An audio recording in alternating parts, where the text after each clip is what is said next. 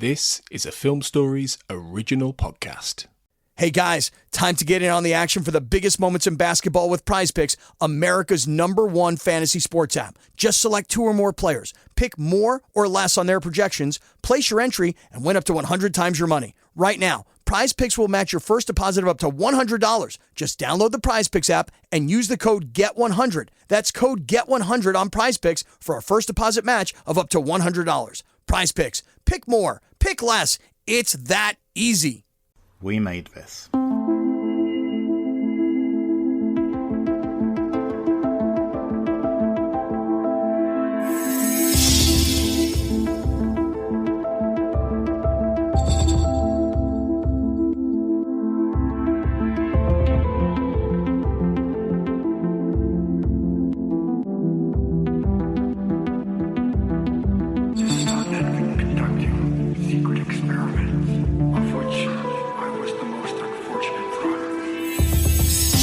Hello and welcome to the Xcast. The truth is in here. My name is Kurt North, and joining me this week is executive producer, the big man himself, Mr. Tony Black. Tony, I feel like I want to ask you how things are, but I think I've spent a little bit too much time with you of late, so I'll just ask, how are you today? Well, it depends what day we're talking about. Is this Tuesday when we're recording, or is it the last day I remember, which was Wednesday? I just don't know anymore.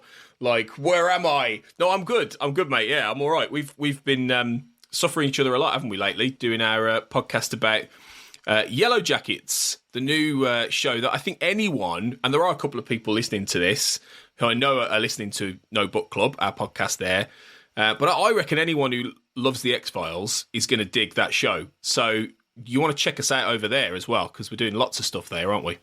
We are. We've delayed it slightly. We had a run of recordings right for the first 5 episodes, and we've stalled a little bit. But I think we're back on it this week at time of recording, aren't we?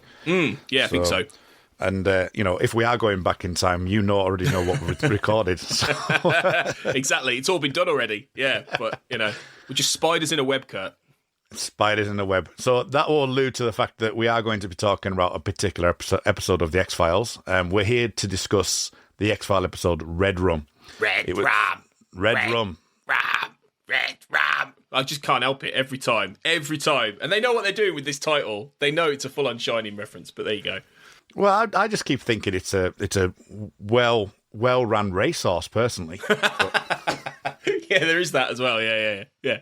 That's a callback. That is a callback.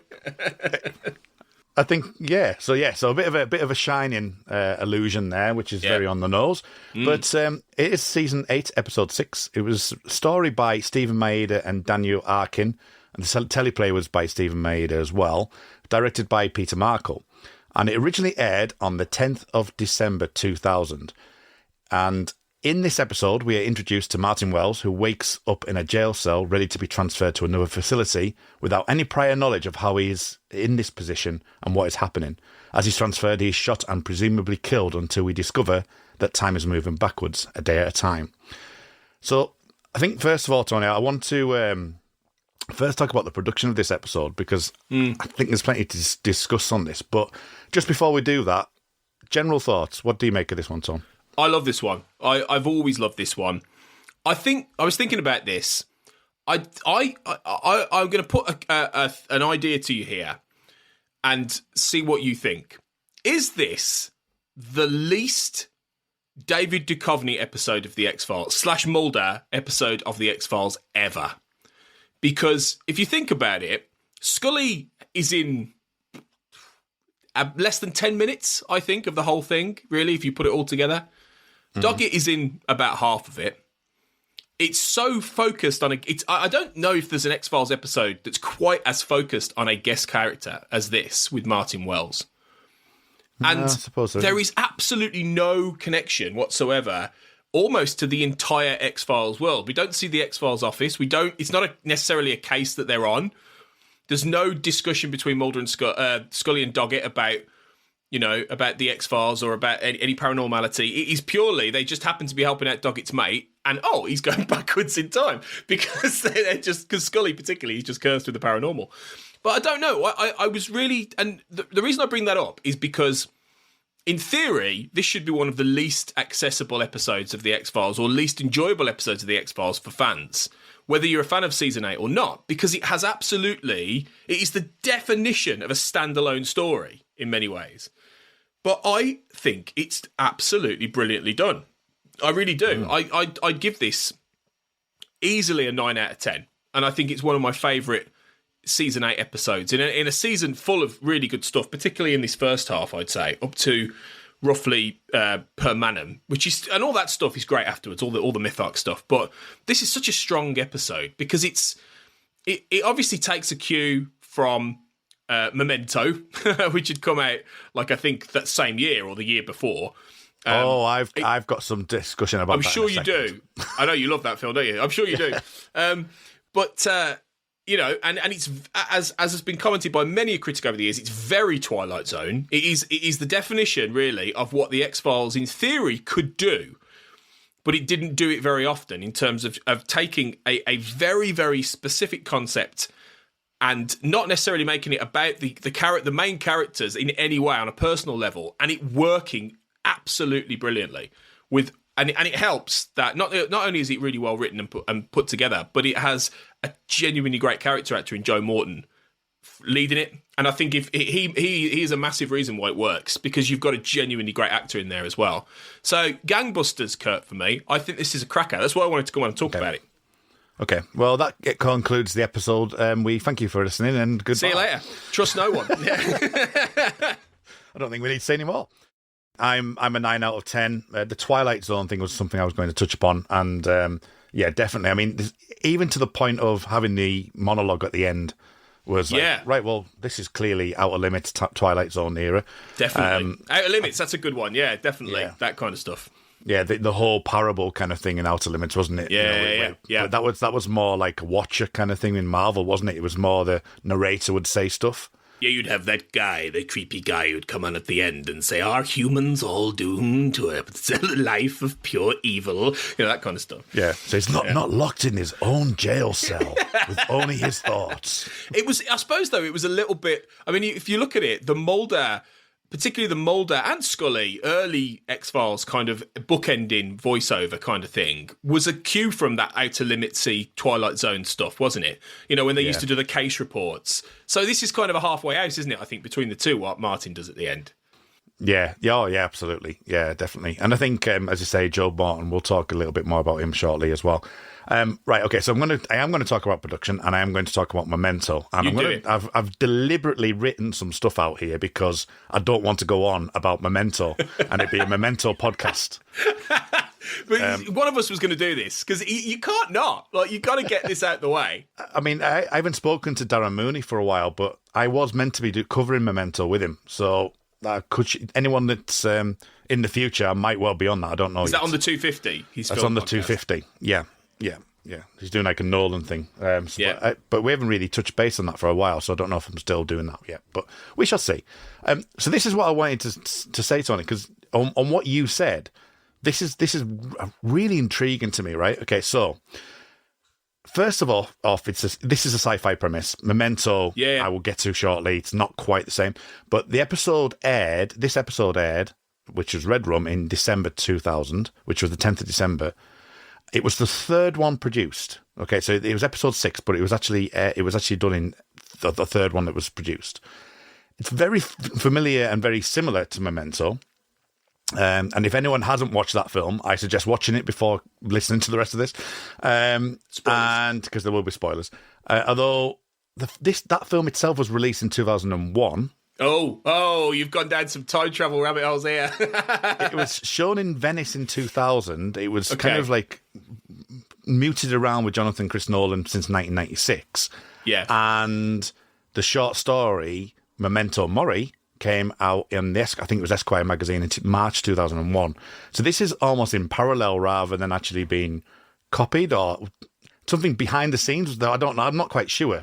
Here's a question. Did they for that article, did they steal the X-Files title, Memento Mori? Did they watch Memento Mori from season 4 and go, we're going to have that? Maybe. Potentially. I don't think so, but potentially. No, okay, all right. So it does seem really strange that September, I think it came out in September in Venice of the same year that this was aired in December. So there is a possibility that they have seen this, but it just seems really odd that there is this kind of like really close analogy between the two of them. Yeah, I mean, it could just be coincidence, couldn't it? It could just be, because I'm sure there have been, even episodes of things like The Twilight Zone or The Outer Limits, and certainly in fiction, there's been probably a story of a man travelling back in his own timeline and, that kind of thing. But the fact that the Memento isn't just about... Because yes, Memento presents a story of amnesia, and it's not time travel like essentially this is, but it kind of is. The way that Christopher Nolan makes that film, it is like he's travelling back in time. Certainly in terms of the perspective of what we see and what he experiences, it's very similar. It is very similar, and again, it's all about piecing together the mystery of his wife's death. So it's like, well. Did Stephen Mader and Daniel Arkin, did they watch Memento at one of these early screenings and then were like, right, quick, because I don't know how much before an episode is released they film. I don't know if you know this actually, but I can't imagine it's too much earlier, because the turnaround for these things was it's different from this day and age. The thing like Tunguska and stuff was still being done in post-press, weren't they? Exactly. So they might have been filming this in October, November, so you never know. There could have been a quick... And they turn strips around fast. There's often a case where you'll hear this in them talking about it from a lot of the seasons, that they'll have a week where there's no script for episode 5, and they've, and they're like, what are we going to do? And then suddenly they have to... So who knows? Maybe they went to see Memento and came in and went, Chris, we got a cracking idea, mate. Right, here we go. Who knows?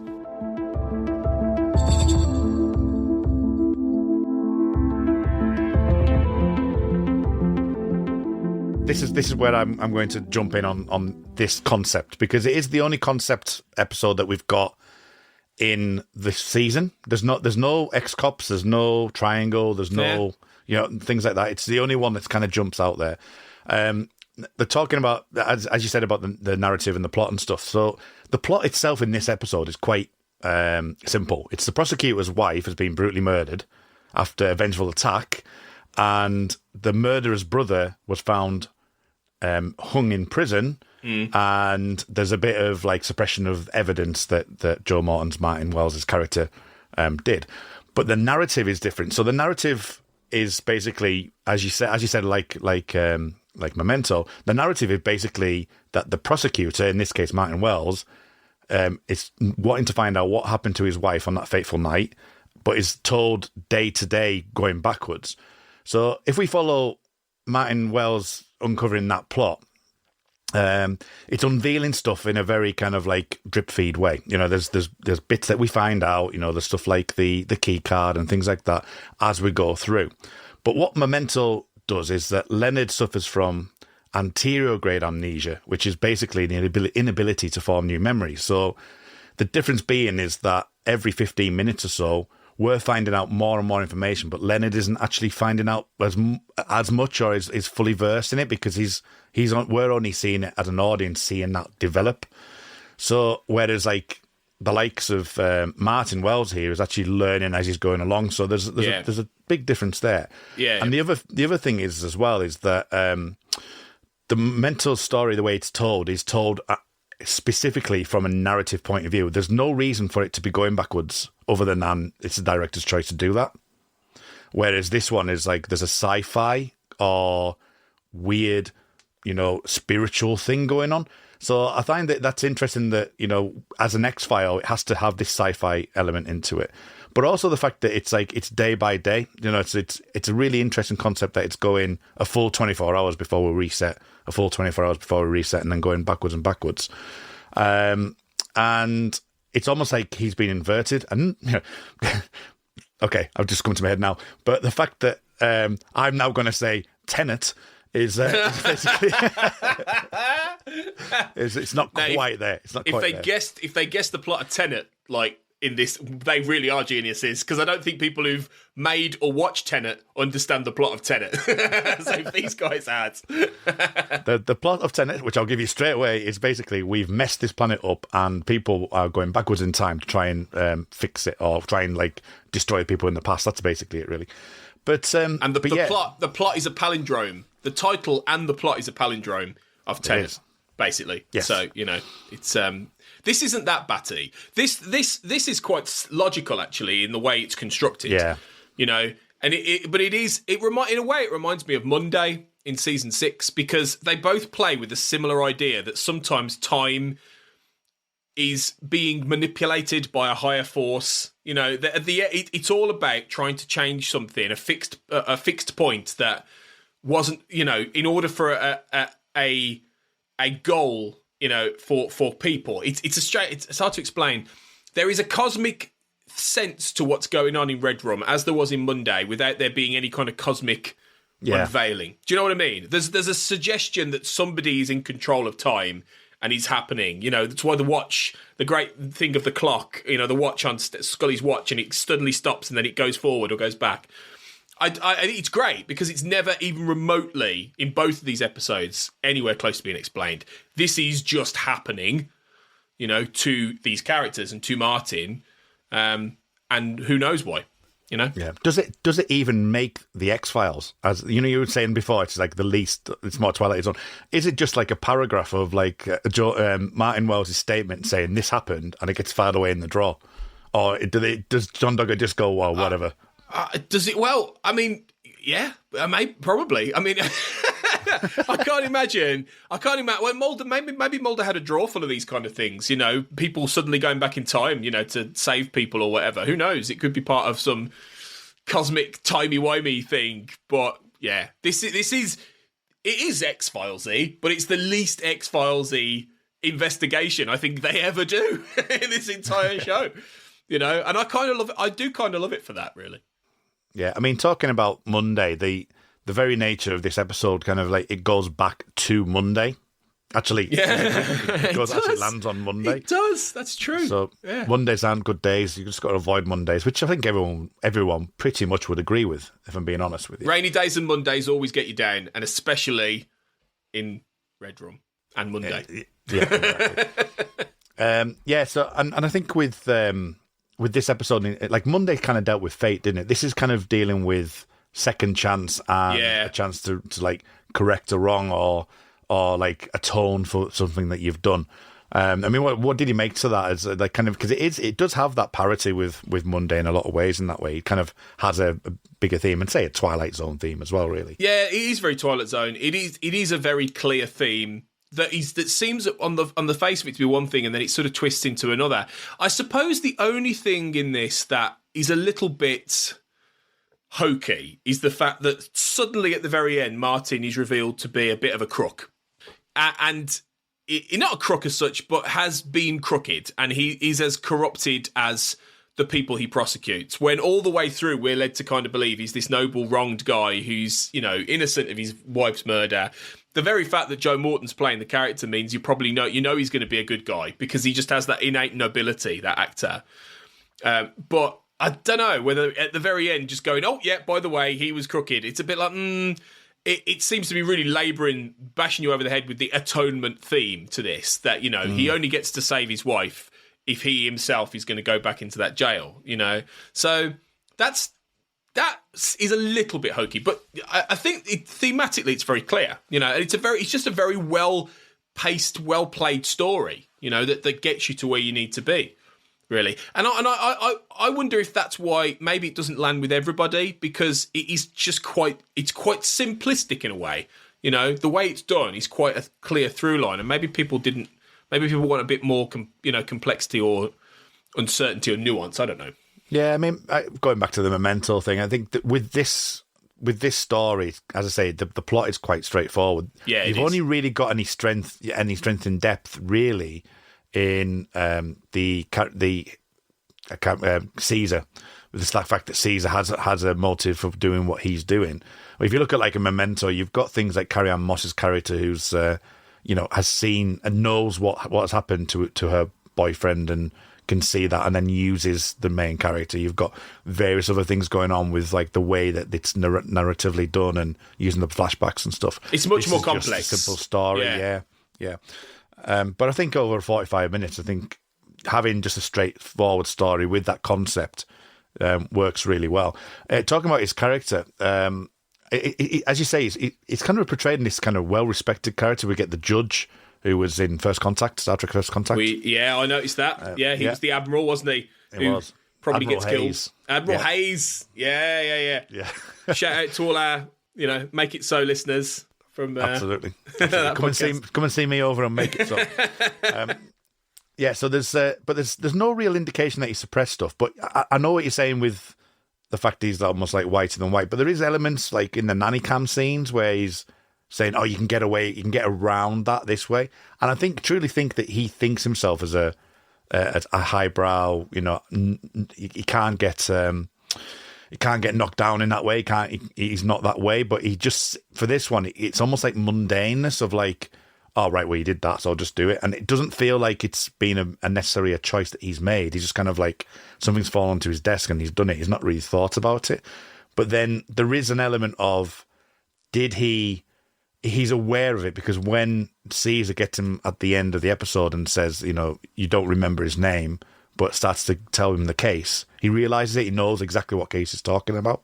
So there is an element of like subconsciously there, something that Martin Wells does have an inkling that he maybe did suppress that and was wrong in doing that. And obviously the guilt that then leads to the fact that obviously Hector Ocampo has died. So I think there's a little bit of nuance there with regards to like sort of the lawyer and the nanny cam stuff, I think. Maybe. And there is maybe a level of imperiousness about Martin at times. Like there's the scene where he's in the jail and the guy comes up to him who he previously prosecuted, and, he says, "You put me in here, man." He said, "Do you not remember my name?" And he says, "I don't remember your name." He says, "All I remember is that you broke the law." And it's a little bit like, well, that's kind of, it's almost like he's become a bit too distant from everything he's doing in a way, and maybe he's lost perspective on everything. And I mean, it could be an argument that that's what this is ultimately about, this idea, that it's about somebody who is a very professional guy, good at what he does, but he's taken everything for granted, maybe a little bit. And then fate has intervened in order to show him it's a little bit Dickens. It's showing him an alternate, possible dark future, or potentially, and one he gets a chance to correct. But at the same time, it means he's got to correct his own failings, and he's got to actually look inside and go, maybe I've lost perspective with who I am. And it's why Doggett is so pissed off at him at the very beginning, obviously, which is at the end of Martin's story here, when he finds out that he's done these things and that he's potentially killed his wife and all this, and he's angry. Like Robert Patrick's really good because he's like, does that Robert Patrick angry thing he does, which is really good. I like it when Doggett gets angry. I think he's really good at it, like Robert Patrick. He's really like scary, just that kind of thing. Yeah. The only one that I'm not too fond of is The Truth. And I think I've mentioned it in this season, potentially. What does he do in The Truth? It's when he goes, "Who authorised this? Who did this? Who authorised this?" When he's rolling the "I want to believe" poster up. Yeah, God, no. Fair enough, yeah. Yeah, but we'll come back to that in season 9. We will. Yeah. But yeah, Doggett gets more to do. Like you mentioned, Doggett gets more to do in this than Scully, because we're seeing him through a lens of an old friend. I mean, one of the first things I need to say about Doggett in this episode was the first thing you're supposed to say is, "What nanny cam?" Which yeah, that was good. Yeah, I love that. And then that was good. And then obviously you mentioned about the way Doggett can be like this, and I think the other one that I really liked was like, "Oh, make sure I miss that frickin' meeting." yeah. It's like, right. Do you feel that maybe that, because obviously Chris Carter will have done a polish on this, like he did most of them. Do you feel like they're really starting to bring out elements of his character here? Because I get the feeling that, I mean, Doggett turns up pretty well formed. I think I talked a bit about this. I think when I did Roadrunners the other week, I think he's a pretty well formed character already, Doggett. Yeah.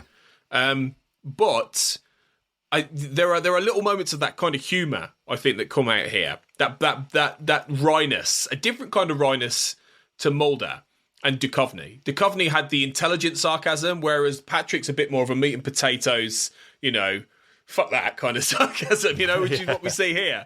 And I like that. I think it adds a little bit, it makes him different. I think, these are good. You couldn't have told this story in this way with Duchovny, because Mulder wouldn't have had that kind of relationship with a guy like Martin Wells. You know, there wouldn't have been that dynamic because Mulder was so ostracised from everything.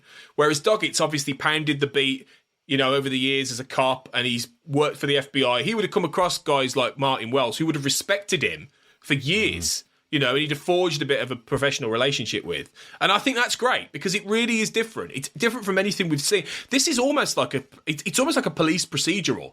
It's like a police procedural episode that happens to have a sci-fi twist. And, you know, obviously the X-Files was supposed to be that, wasn't it? It was supposed to be a police procedural with paranormal elements. But I think it pretty quickly evolved into something much different. You know, not just because of the mythology and not just because of the way these characters, you know, were personalised and the magnetism they had, but also the fact that they just told stories that were so offbeat and they would go in all these different kinds of directions over these last 8 years that the X-Files never really, for long, held true to this premise of being a police procedure. But this is, you know, and that's one of the reasons I like a lot of season 8 early on, is that quite a lot of them are like this. Quite a lot of them are actually fairly standard, you know, cop/investigation plots that have a spin, you know? And I remember at the time thinking, you know, Redrum I've always loved. I loved it at the time. But I remember at the time thinking some of these early ones were a little bit bland and a little bit, after everything we'd had the last few seasons. But, and plenty of listeners will disagree with me here, but I kind of prefer this stuff to some of the season 6, 7-y, mad, wacky, format bending things. I don't know whether it's age, but I just do. I'd rather watch this for a long time. You know what I mean? And then have the odd mad, you know, episode where Mulder ends up in the past in the Bermuda Triangle, you know? And there's nothing wrong with that, and it's great, but X-Files had started to just do that every week for the most part, and it's great to have an episode like this that just strips it all back, you know? Do you get what I mean? Yeah. Like with all, No, I do, because that is exactly how I feel with season 7. Season 7 was a bit of a drag for me, and I was quite surprised when we did the reviews of it that I did struggle with season 7 more than I expected to. And people, it's all on record about, you know, things like the episodes that I wasn't that fond of and I just can't get with and whatever. You know, but there was also things like Brand X, which was kind of like getting towards this kind of mode. You could have done Brand X with Doggett, I think. Yeah, definitely. Absolutely. You could have put that into season 8. You could have put something like, even maybe something like Thief, you could have put into season 8. But no, and I think things like season 7 was a real drag where this, as I mentioned, probably and within just how much of a freshness it is. But the thing I do like up until this point and beyond as well is Doggett and Scully's relationship in season 8 is the way that Doggett's skepticism is done in the cases. So you're going back to your procedural thing. It's something like Sure Kill, for example, which is coming up. I watched Sure Kill and Salvage last night. And Invocation previously as well, that you get like kind of like Doggett. What he basically does is he can't comprehend the X-File. No, but his pure thing is to look for the kind of like not listen to the finer details, but actually wants to get to the end of the case. Whereas you've got Scully shifting into that, and this happens in this episode, shifting between like this scientific kind of old Scully with this spiritual kind of Scully of like asking open questions, especially to Martin Wells in this episode. So the fact that while being in that scientific and spiritual domain, the conversation that Doggett and Scully have in conversations like in Sure Kill or Invocation, Doggett remains quite indomitable, or well, kind of like dogged.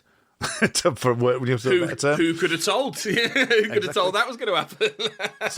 so the fact that sometimes like he just doesn't. I mean, this is obviously for next week in Sure Kill, but like when they shoot through the wall and they talk about potential X-ray machines, well, how could he fit a machine in there? He's like, well, that doesn't get me to the end of that case. I think he does it in Patient X as well. That doesn't get me to the end of this case. So that's what I really like, the way that Doggett is set up, and Scully, because it's not a rip-off of Mulder and Scully being in Mulder's position, but there's nuance in that. And as I say, with Doggett being in that middle position of like, I just want to get the procedural element in. So I like that.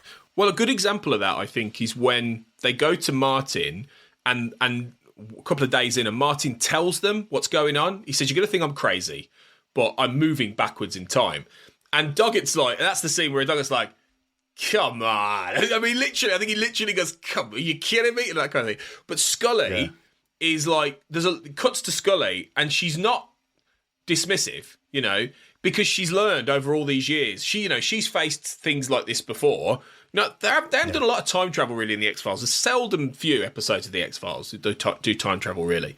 But she's open now to the possibilities that there could be something weird going on. You know, bless her. She's probably used to every single thing she does professionally. There's going to be some weird shit. You know, she's probably just braced herself. What's going to happen now? Is this going to be a vampire? Is it aliens? You know, that's what you'd be like, wouldn't you, really? But he, obviously, is so... And this is one of the things I said in Roadrunners, that when he actually pulls the worm, the Jesus slug out of Scully's back, the look on his face is like, what the fuck? You know, because it's a beautiful moment where he really realises, what the hell am I got into for the first time? But in a case like this, there's nothing tangible to get hold of. You know, you either believe Martin or you don't, you know, because they're not going through any of this. You know, they're going on the normal route of time. So it is extremely based purely on whether you trust him or not. And there's nothing to prove. You know, at the end of it, there'll be some strange questions, I think, at the end of when he saves her life and all this. You know, there'll be some open... Like, how did he know certain things that were going to happen, blah, blah, blah. But it's not enough, is it? It's not enough to be tangible. It's not enough for Doggett to really get a grasp on, I'm living in this paranormal world. He just... And a lot of these episodes... I think that's why they were written this way. I think that's exactly why you have cases like Sure Kill and Salvage, which are more back to basics X-Files, because you can't throw him into the middle of a Je Souhaite, for example. Yeah. You can't throw him into the middle of that this early. What would Doggett ask? What would Doggett ask for in Je Souhaite? His career back, probably. You know, or he'd say, just get Mulder back so I can go back to what I used to do.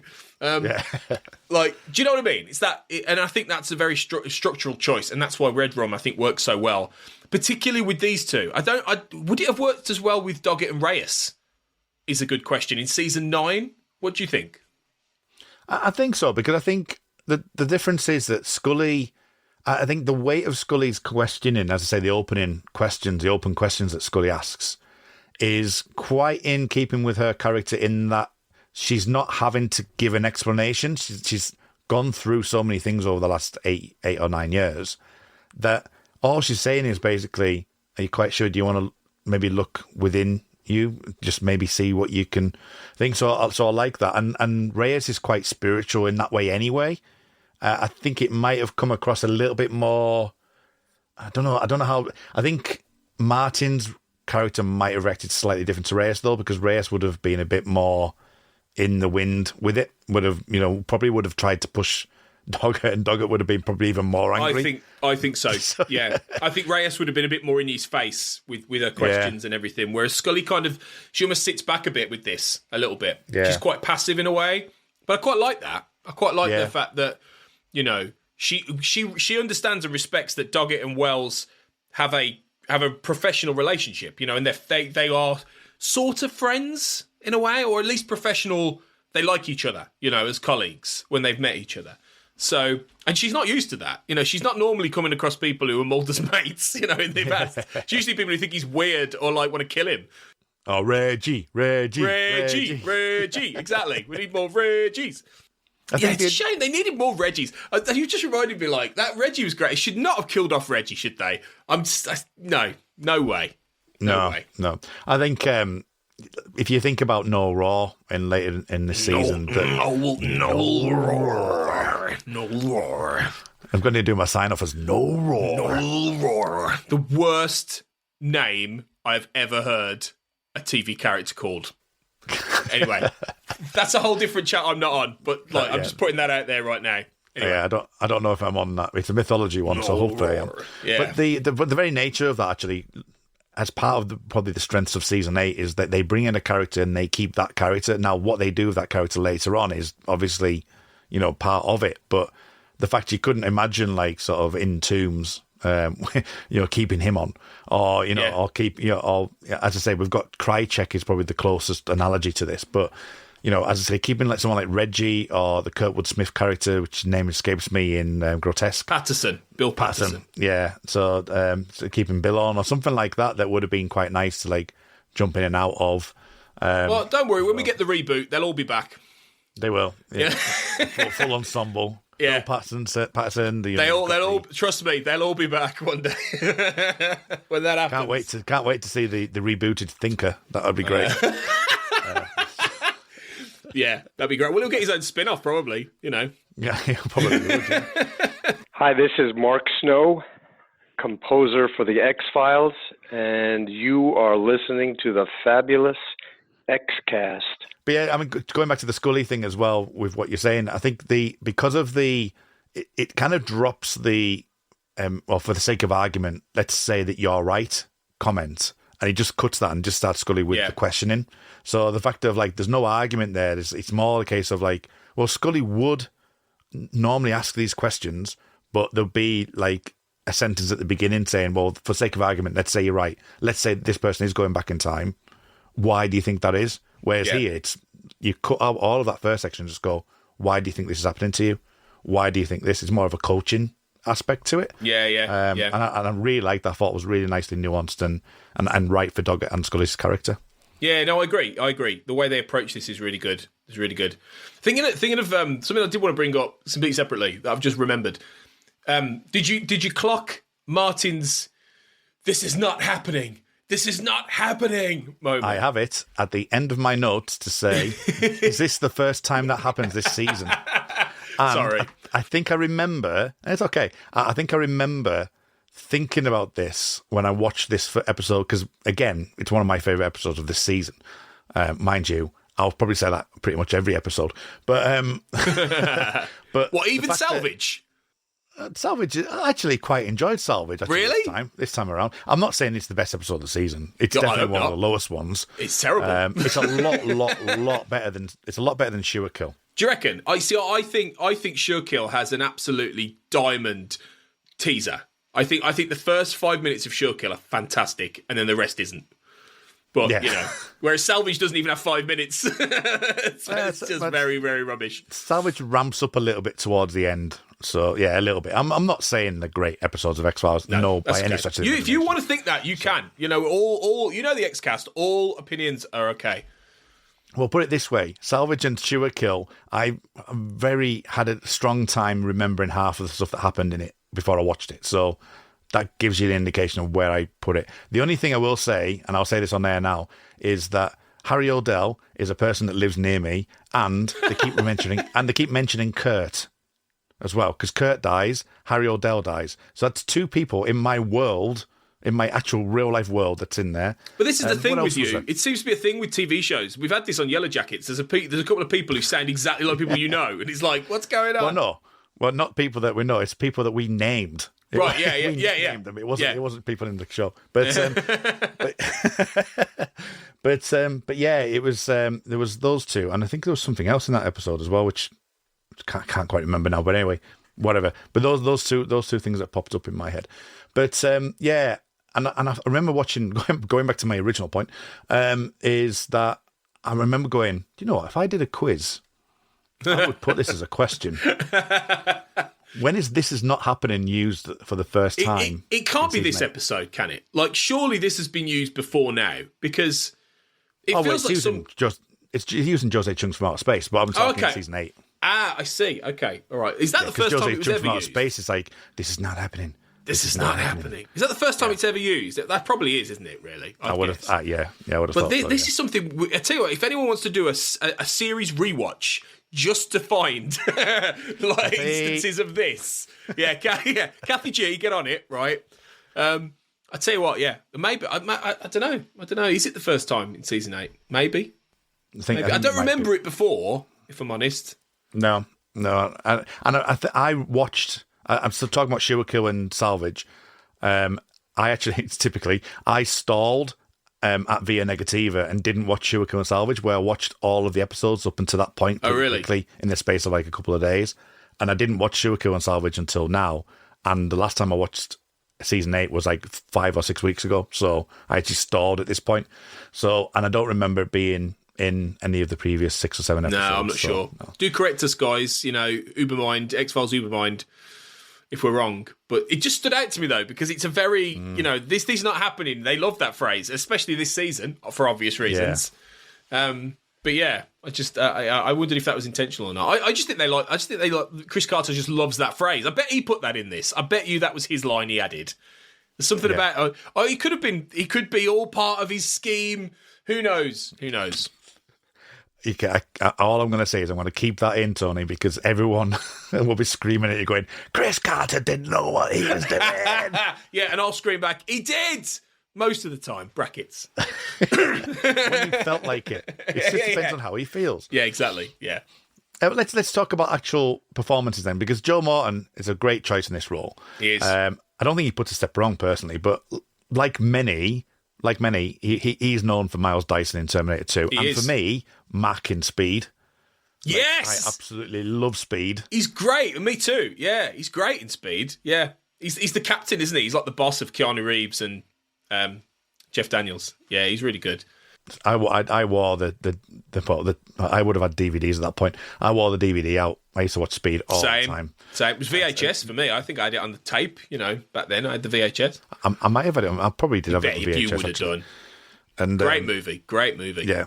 The only thing that I didn't like is just a goof, but it's when I want you back real fast. And what's his face? Dennis Hopper. But it's like Dennis Hopper says it, but it's like completely ADR'd in, and it's not what he says. so once you see that stuff, you can't unsee it, can you? Oh no, it's just stuck in your head. So I thought Joe Morton did a really good job. But obviously, the Terminator thing aspect of it, he didn't see the T-1000 in the actual film itself. So it is nice that we do an allusion to that. So I thought that was good. Yeah. Nice connection. He's just. I think the great thing about him is that he almost has that Terry O'Quinn effect, Joe Morton, in that he can bring something to a character that even if there's not a vast amount on the page. And Martin Wells is a fairly basic character in some ways. He's given a bit of spice in that they named him after H.G. Wells. That was intentional as part of the time travel thing.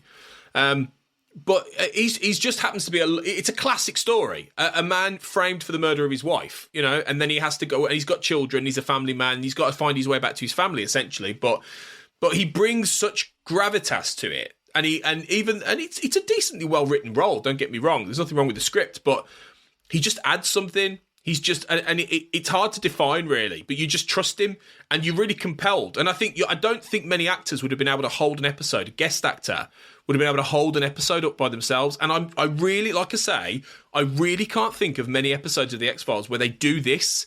Can you think of any others where a guest character is the main character? It's Hungry is the only one, and I'm not too fond of Hungry.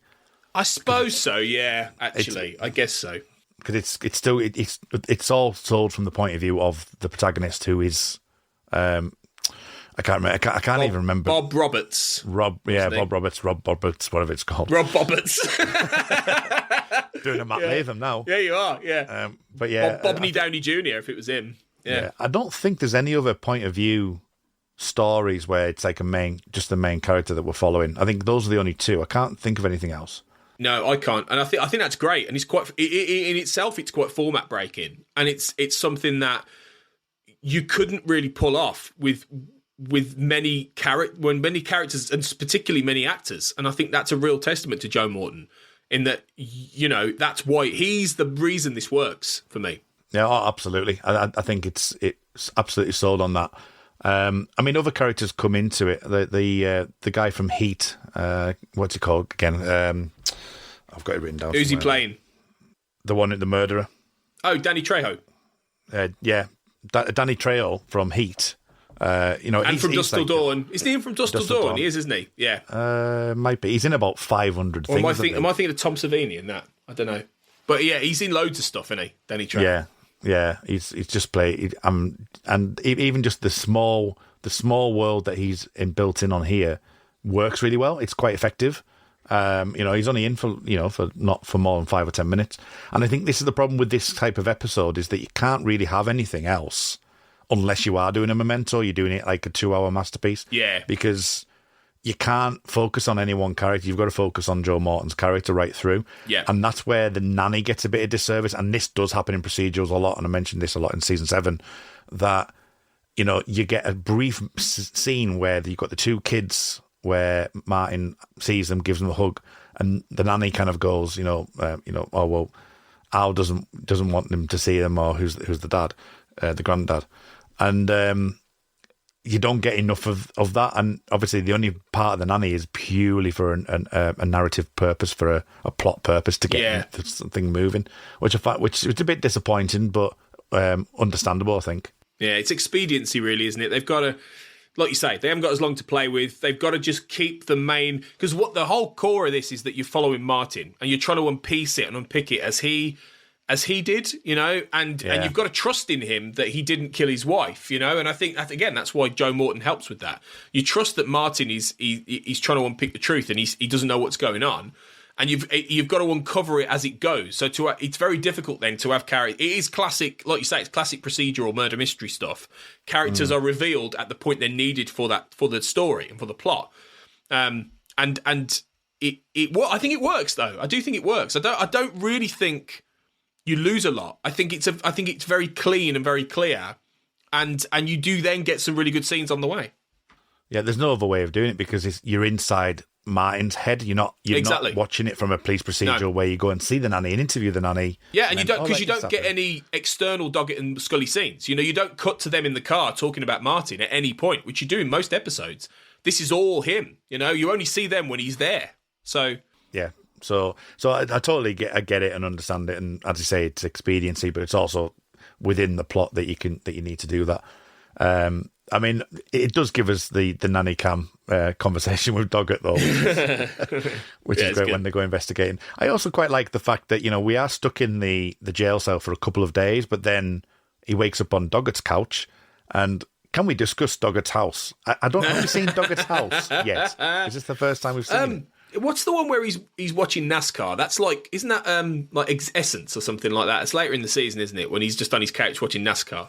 I think that's later. It could be Vernon. It could be. It's one of the later ones, I think.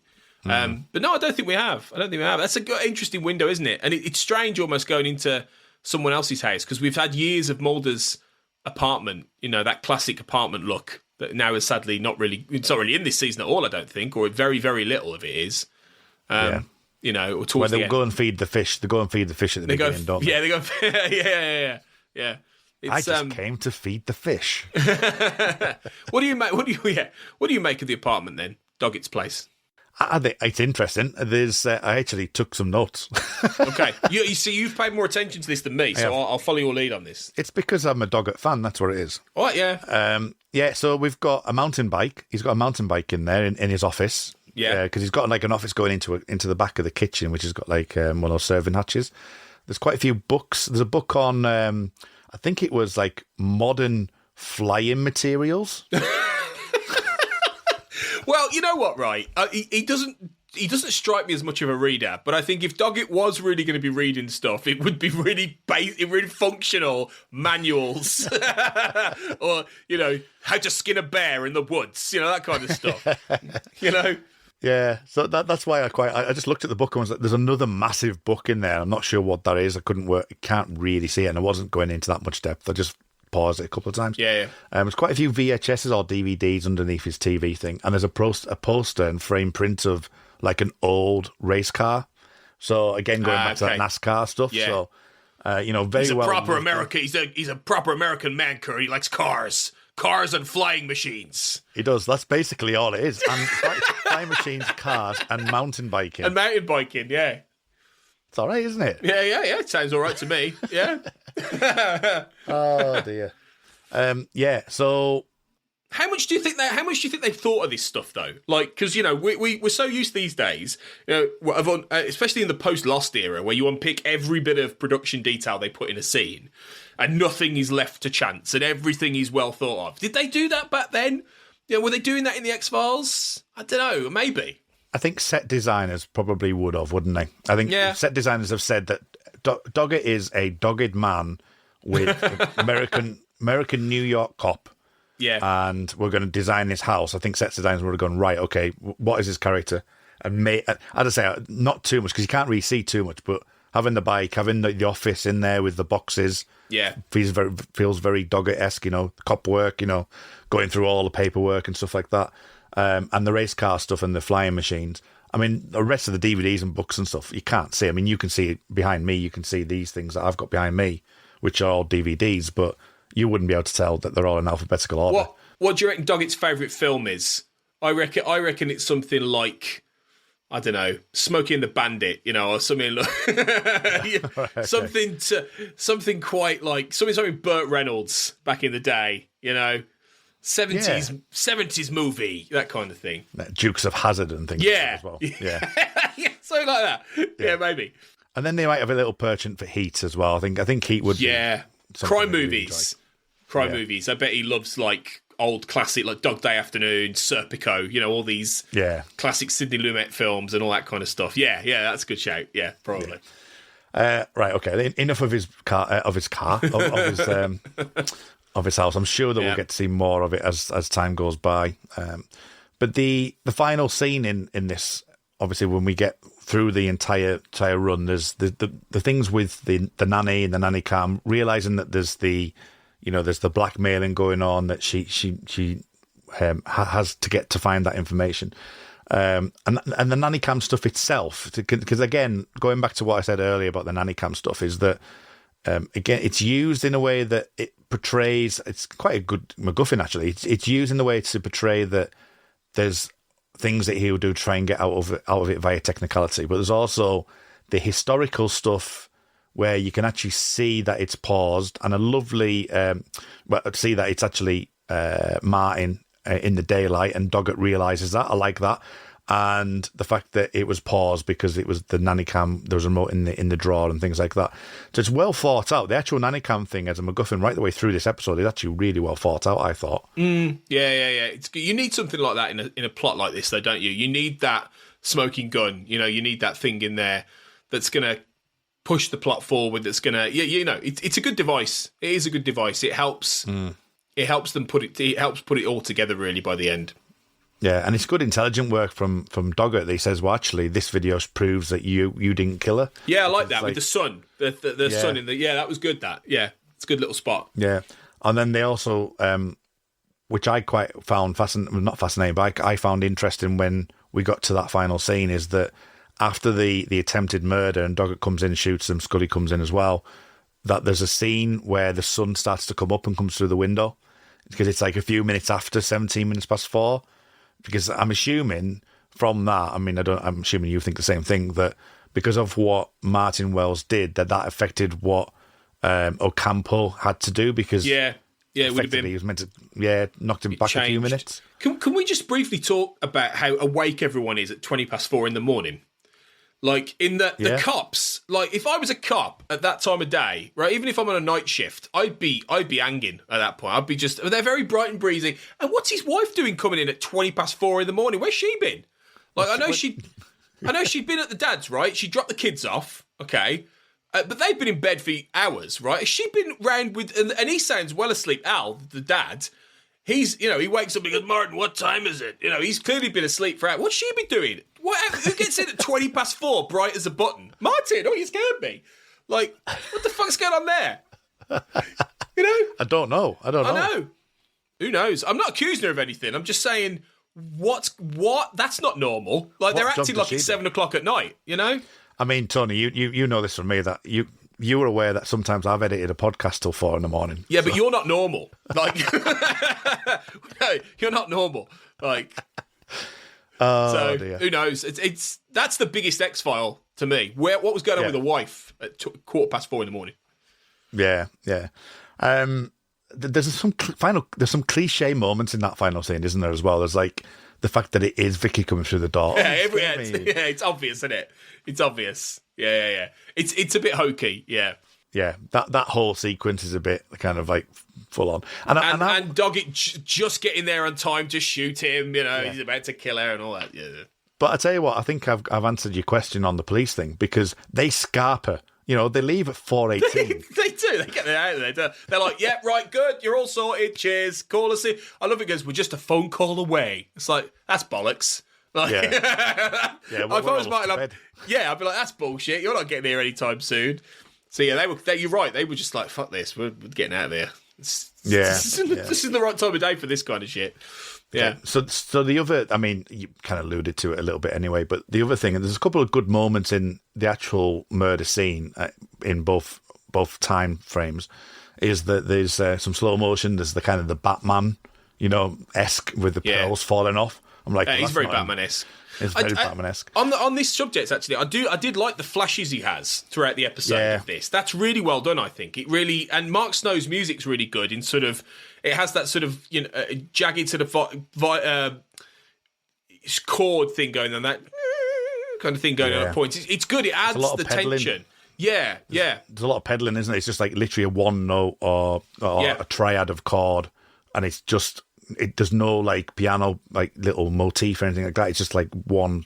It's that shrill note. kind of, definitely, yeah. It works really well. And so those flashes are great. I think it really does establish how his mind is fragmented and he's trying to piece it all together. Yeah, so that was exactly what I was coming to actually, was what do you make to those flashes? Because are they purely for the audience? Is he getting those flashes? Is he remembering those flashes? Is it the higher power? Now, it's not an answer that anyone can give, but what's your actual take on them? Because they have to be there for the audience to see, but it does feel like he's seeing that. You might like this connection, Kurt, but it's a little bit Frank Black, isn't it? It's just a little bit Frank Black. I wasn't going to say it. I'm surprised you resisted there. That's quite good. No, it is. But it's a good device. I mean, the reason it works so well on Millennium is that, it really helps you put I think it is a little bit for the audience, sure. But I think he can, because if he doesn't remember killing her, then where is this coming from? Like, it's not necessarily that he's got amnesia, because he's going, so it's a bit of a, but then this whole thing is a bit strange. Exactly what's going on with him is strange. So I suppose you could argue that it's part of whatever cosmic force is levering him in this way.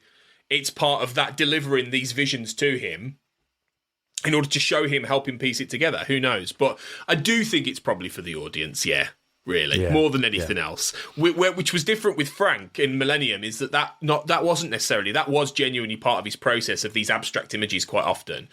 So there's a slight difference there. And I get to mention Millennium in season 8, and I think that will come back anyway.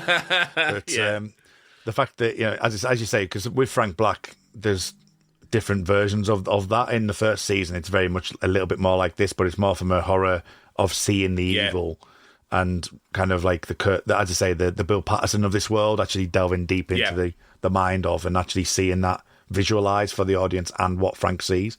Whereas season 2 kind of goes a little bit more abstract and a little bit more, supernatural with it. X-Files. So, a little bit more X-Files with it. I stand by this. We've said this before.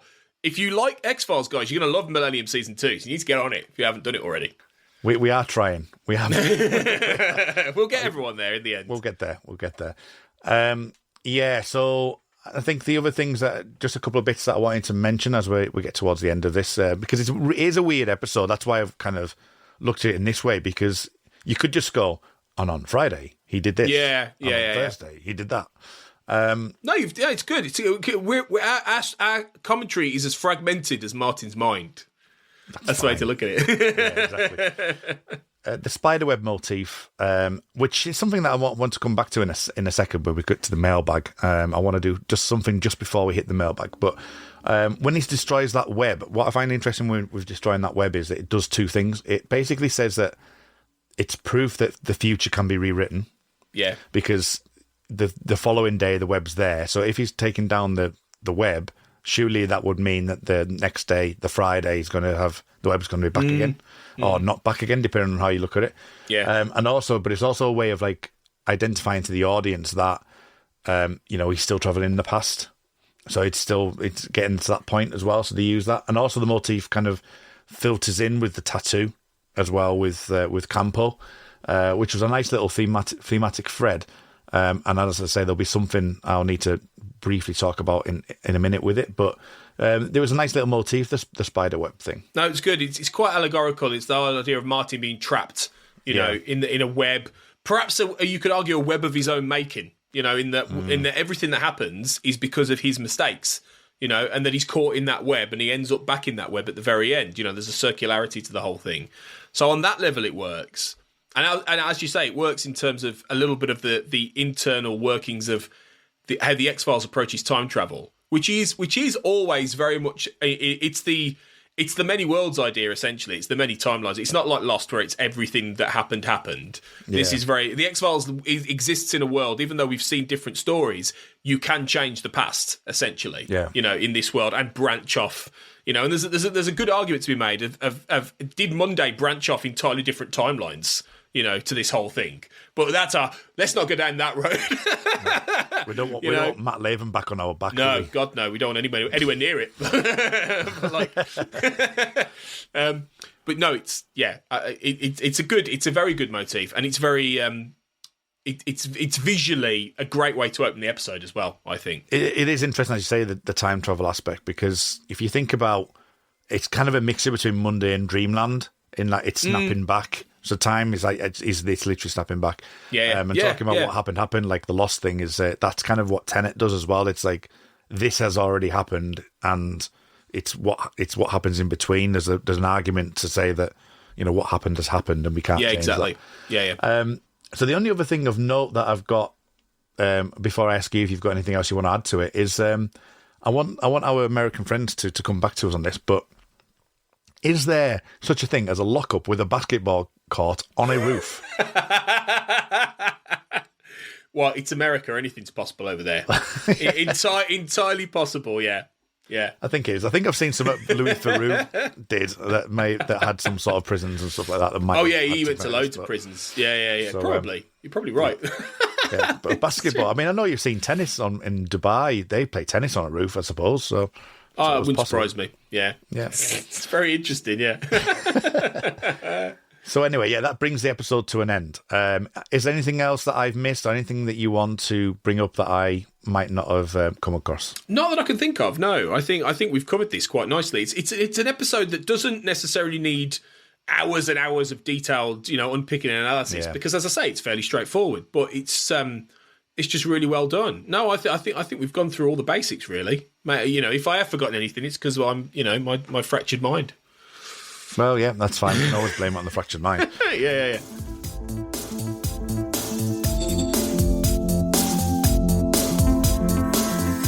Okay, so I'm going to read something that I saw on IMDb. We haven't done the IMDb ratings. Which we haven't done that. That is my fault. Have you been saving it on purpose? I have. Yeah, whatever. Bullshit. And I'm going to edit the bit out where I said I haven't. So I've been leaving it because when I was approaching an IMDb score, which was, do you know what it was? The IMDb score for this, I don't. I'm going to guess this is an 8.3. Ooh, 8.4. Oh, bugger! I almost said that. 8.4. 2,780 votes. Okay. Nice. And it across the board as well. I went into the demographics, and across the board it was kind of like 8s. So there's no real change in the demographics on it either, which is strange. So as I was going through some of the quick reviews on it, I was looking to see what people thought of this episode, and which I don't normally do. I don't know why I did this, but there was a reviewer from September 2010, XNet9524, who reads. I'll read this out. So it says, warning, spoilers. I think the other reviews of this episode are making a mistake by taking this one too literally. There is another way to interpret the events of this show. The last scene shows the protagonist in a jail cell 3 months later. If he and Doggett stopped the murder of his wife, then why is he there talking about not being able to escape the jail of his character? If you interpret the show literally, you could say that by withholding evidence regarding the murderer's brother, he got a jail term. I posit another way at looking at it. Everything he saw before the final scene was his confused and deluded rendering of what happened with the murder. He actually killed his wife. He snapped. He dazed, confused, and disorientated. He is mentally unbalanced. Everything we see before the final scene is a jumbled fantasy from a mentally deranged person. He didn't go back through time. He was just fantasizing. He gets his face slashed by Mr. Spiderweb Hand in reality. Mr. Spiderweb Hand. And he mentally lashes back by making this guy the murderer in his fantasy. The only way we can get a second chance in his mind. The second way of looking at this episode is a lot like what happened in the old noir movie called Detour. The whole movie is a star's delusional recounting of events involved in death of two people, where they accidents. Sorry, just rephrase that for the actual thing. So where they accidentally, or where did they do accidents, or did he murder them? We never know because we see through his eyes. Everything is his mentally unbalanced fantasy, except for the last scene in a Nevada diner. I wonder if Chris Carter and company used Detour for inspiration here. Anyway, it's a thought-provoking episode that could be interpreted at least two different ways. You know, that's fascinating. That is, I don't agree. I won't lie. I don't agree. I think they're overthinking that, and I imagine that's absolutely not what the writers were going for. But I think that's a fascinating theory. Fair play. I just like mine and my triangle one, isn't it? Really? Yeah.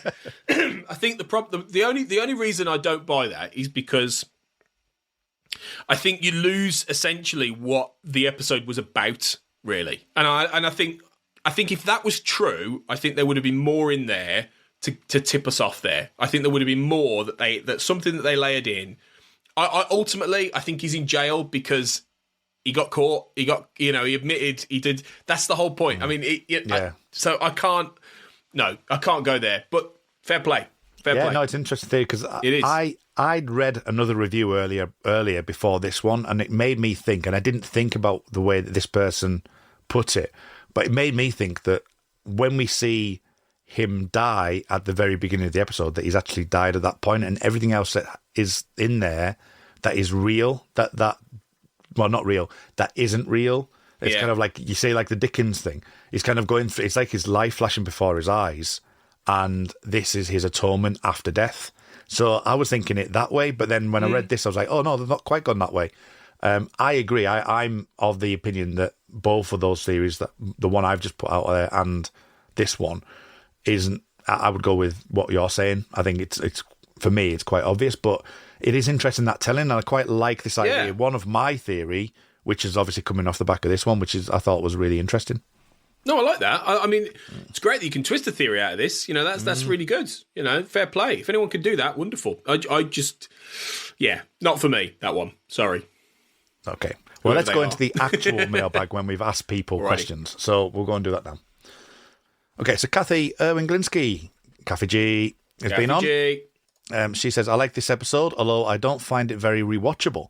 It's a great mystery, but once that's revealed, there's not a lot to draw me in. But I do like the fact that Redrum shows us another important step in Scully's journey. She doesn't roll eyes at Martin's suggestion, and he's moving backwards through time. She actually considers the possibility, but we see that she's not just being Mulder. And she's put in inverted commas there. She considers extreme possibilities, but she also asks why this would be happening. And when she suggests to Martin that he already has the answer within him, we're reminded of what she told Daniel Waterston in All Things. I like seeing that the seeds we planted in Season 7 are starting to bear fruit. Here's what I love about Cathy G. Well, I love many things about Cathy G, right? She is a legend. But I love the fact that in probably the least Scully focused episode ever of the X-Files, she can find that through line for Scully's development. I think that's brilliant. It's really excellent good. And she's right, I agree. Yeah, absolutely. Yeah, I think, as I say, it's that spiritual thing that we were talking about before, so it's great. Andrew Levitt, a great episode that shows the leads don't need to carry every episode. Joe Morton is great as a sympathetic character who ends up as the bad guy, plays out in a really engaging way, drawing viewers into wanting to find out what's happened to him with the backwards time travel, as well as how he ended up in jail in the first place. The solid episode is a great riff on Memento.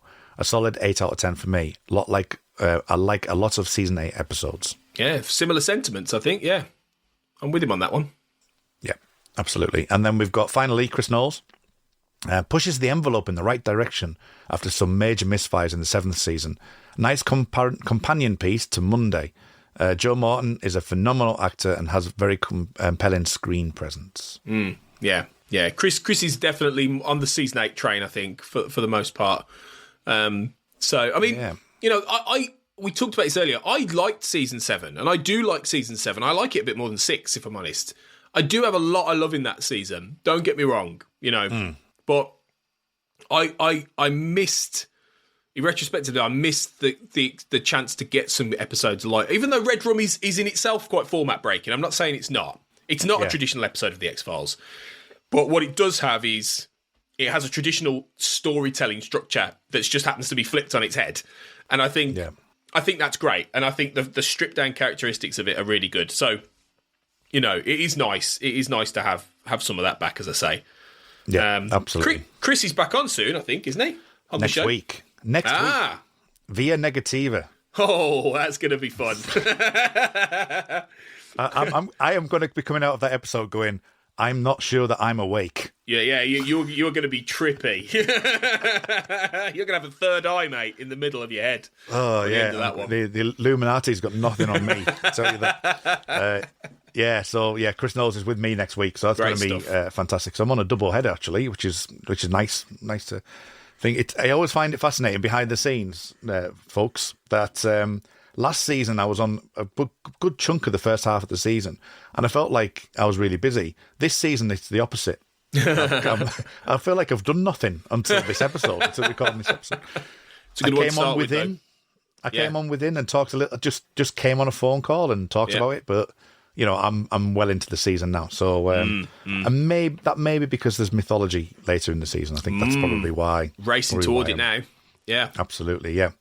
So that calls this week to an end, Tony. So thank you very much again for coming back on and always a pleasure. gracing us with your presence. Yeah, and I'll be back on. I think the next one I'm doing is VNN later in the season, which I love that episode. So that's a very different register, but that's going to be great fun. And I think I'm going to try, if I can find time, I'm going to try and squeeze in a commentary track for patrons for an episode that a lot of people think is the worst episode of season 8. I don't. So I'll leave you to wonder. It's not salvage. Okay? But I'll leave you to wonder what one I might do if I have time. So, yeah. Interesting. Yeah. I might solely disagree with you. I don't know. I'm not sure. Maybe. I have to wait and see what happens. But if people are wanting a bit more of you, Tony, what I know you mentioned Yellow Jackets before, which we're both on, but anything else that you're currently doing? Oh, I'm always doing loads of things. Absolutely. As you know, guys. But the best place to find me is AJ Black Writer on Twitter, where you'll see all the things I'm up to. My website, ajblackwriter.com. Also, I'm doing quite a bit of writing for failcritics.com, which I'm re-editing now and getting back up on its feet. So, and obviously, I'm all over the network and various different things, including No Book Club, a Yellow Jackets podcast, but lots of things. So you can find all that at the website, wemadethisnetwork.com. Or on our Twitter, WMadeThis, particularly. We're also on Facebook and Instagram, but you'll find it all. So check us out. Check me out. I'm everywhere, as ever. Excellent. Your ever-presence. Ever-present. Even when you're not on the microphone, you're around. Which I'm not on the Xcast a lot, but I'm still around in the background. You're still around. Still sending us messages in the producer's message board. How are we doing? How are we doing this week, guys? Yeah, we're all right, Tony. Go away. We'll give you a bit of scrap to go, right, yes, we're recording this, Tony. See you in a couple of weeks. Yeah, we know what we're doing. Bugger off, basically. Yeah. Well, you can find me on Twitter at rmuldrake. I'm on quite a few things, as I say, the Yellow Jackets podcast. I'm on a Red Dwarf podcast. I'm on Make It So, the Star Trek Picard podcast. All of which are in my bio on Twitter. So I think I'm kind to summarising anything on there. So find me on Twitter at rmuldrake. RMULDRAKE. And you'll be able to find all the Twitter handles that I'm currently on. So that's the best place to find me. But X-Files is not only what we're talking about on the network. We have got plenty of people, plenty of hosts, plenty of podcasts on this network, and you'll get a little slice of the action on there. And don't forget to give the Xcast a good Apple rating and Spotify rating and the like as well. But until next time, remember, everyone, to trust no one. Elsewhere on We Made This. The TARDIS Crew, a Doctor Who podcast. Half of your audience punches the air and goes, yeah, he's going to do it. And the other half goes, that pretentious moron. I'm going to go with Ghostlight. It has to be Ghostlight. Ghostlight is the episode of the Cartman McCoy era that most embodies absolutely everything that I love about this era to death. Yeah, it's a big story, and it's a bit of decisive as well. Yeah, is it brilliant? Is it pretentious? Is it both? I mean, that's what I love about Ghostlight. Does it make any sense? That's the question. I genuinely did not expect that answer. So I thought you were just gonna be really normy and go Remembrance or Fenric or something, and then I hear Ghostlight. I'm like, yeah, okay. Yeah. I mean, it's certainly probably the most unique story of the era. Pick a disc.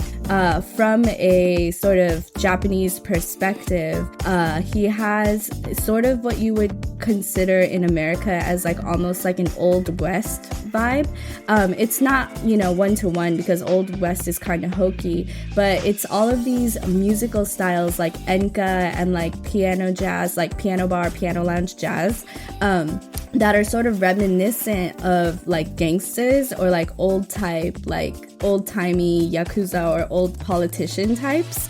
And so it kind of like evokes that vibe. And if you watch any amount of Japanese film that wants to be overt about, its characters, you'll kind of see those themes like reappearing.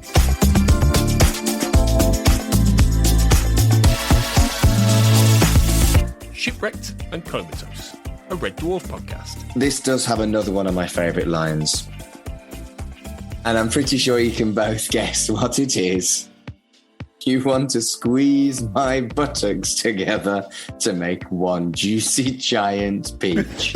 And I have never been brave enough to squeeze anyone's buttocks together to make a juicy giant peach.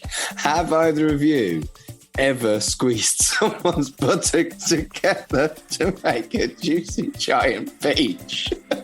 No. No comment. Check out all of these shows and more on the We Made This podcast network.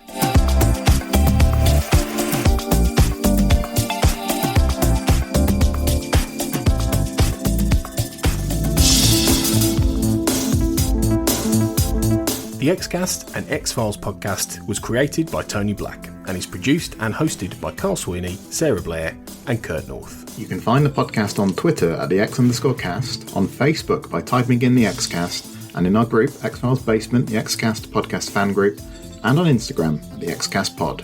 Don't forget, you can support the show by becoming a member on Patreon. Our patrons get early access to episodes, behind-the-scenes chats with our hosts and a thriving community of X-Files, and other premium interviews and specials. To find out more and subscribe, you can go to patreon.com/thexcast. That's patreon.com/thexcast. We are also part of the We Made This podcast network, full of popular culture shows, including our Millennium series, The Time Is Now. You can find all of our shows at our website, wemadethispod.com, or via Twitter at wemadethispod. Thanks for listening and keep watching the skies.